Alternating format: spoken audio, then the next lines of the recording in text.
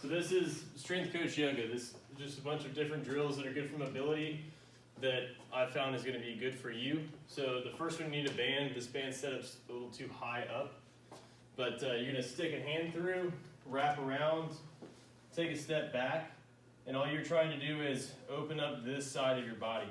So your head can slide to the right, and you're going to reach this left arm forward. You can see how my chest starts to turn a little bit. Then I can just start to side bend my other shoulder away from this arm, and then back up. My top hand is trying to rotate so that my palm is facing the ceiling. And I'm just sort of dropping my shoulders side to side and getting tall through that side that has the band.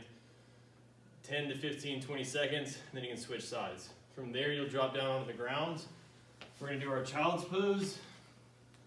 Try and fold back, walk the hands out, pull the head up. Walk the hands to the side. I'm dropping my left shoulder down to turn my body. And you can kind of start to see my trunk is turning up towards the left side. My right hand's almost coming off the ground. I can let my head bend that way. Take a couple of breaths, and then you're going to walk your hands back to the other side. Same thing, I'm going to drop my right shoulder down, reach with my left arm. It's starting to open me up this way, that's okay. You'll basically just walk side to side. You'll do 5 on each side, okay? Then the next one is going to be on a pad. This one's quad Nordic. So I don't want this to be uncomfortable. We just need to feel a nice gentle stretch. So if you have a band, you can throw the band around your back and push through it. If not, you can just hold your arms straight out. You're just going to lean back so you feel a little bit of a stretch, and then come back up. Try and keep your head pulled back. Let your head start the movement backwards, and let it start it forward. So my head goes back first, and the rest of my body kind of goes with it. Toes can stay up. If that bugs you, you can go toes down, but it might be good to have someone hold your feet, whatever works. But that's going to be quad Nordic 10, and then you can switch on to the other one.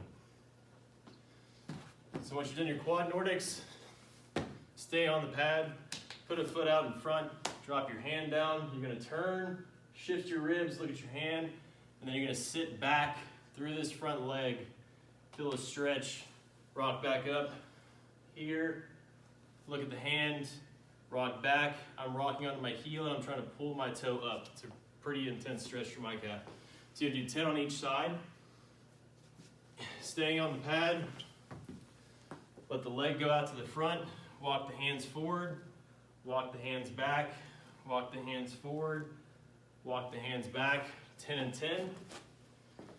Then you're going to stand up, lunge to the side, try and get down and touch the ground. And you're going to rotate, look at your hand, come back up. Hand goes down on the ground, rotate, come back up. If it's difficult to do, like mine wasn't the best just then, you can use a foam roller or a yoga block or whatever and use that to push through to help bring the ground up to you. Preferably, I'd still want it to be a pretty good stretch, so I think a yoga block or something about half the size would be good. But you're just going to stay in place, keep your feet wide, and you're basically rotating side to side as you go. So that's going to be a lateral lunge windmill. So you'll start at the top, go all the way to the bottom on your sheet with that lateral lunge windmill, and then you go back to the top, repeat it once, done with the warm-up.